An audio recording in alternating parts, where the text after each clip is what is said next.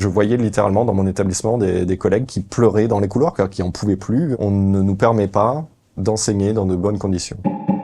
J'ai enseigné l'anglais pendant 12 ans, avant de démissionner, là, au 1er septembre 2023. Mon pire souvenir, je pense que c'était la mise en place de la réforme du lycée, où j'ai fait un burn-out, comme beaucoup de collègues.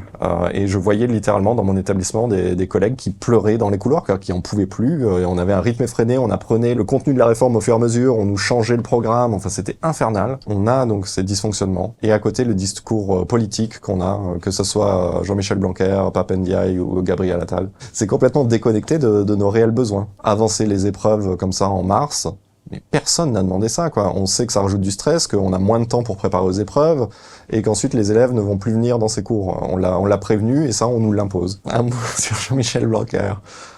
Bon vent, il a refusé de nous écouter, et quand on prenait la parole lors de mouvements de grève, il nous a traités littéralement de preneurs d'otages. C'est pas une façon de traiter ses agents.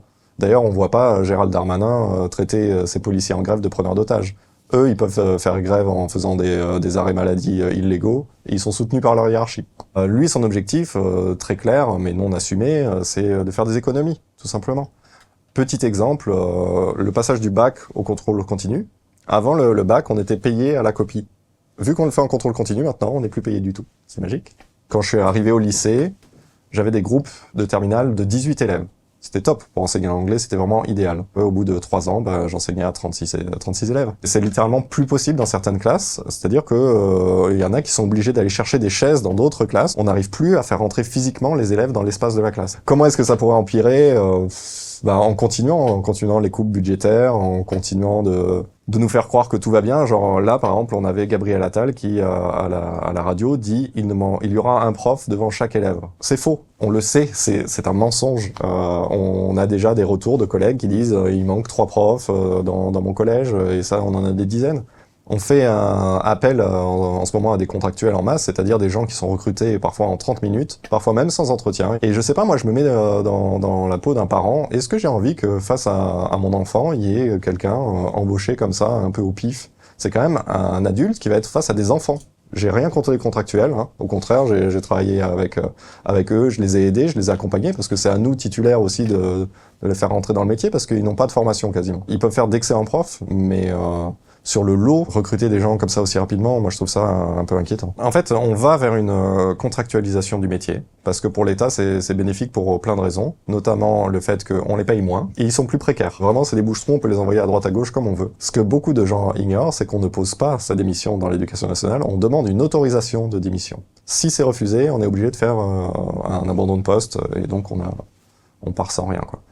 Donc moi, j'ai fait d'abord une demande de rupture conventionnelle, réponse négative évidemment. Juste après, j'ai envoyé une lettre de démission en disant très clairement, même si vous l'acceptez pas, je reviendrai pas, ça sert à rien d'essayer.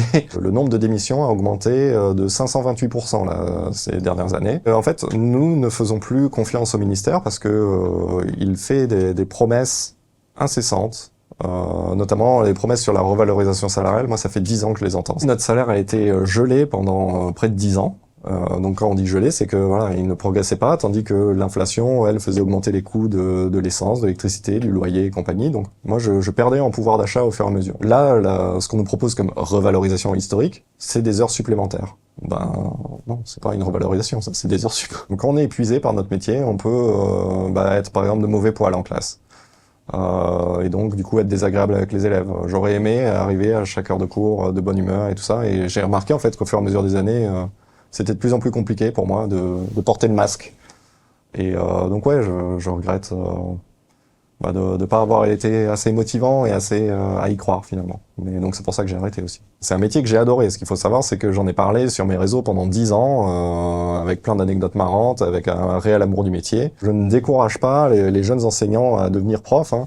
Je leur montre juste, voilà, c'est ce à quoi s'attendre.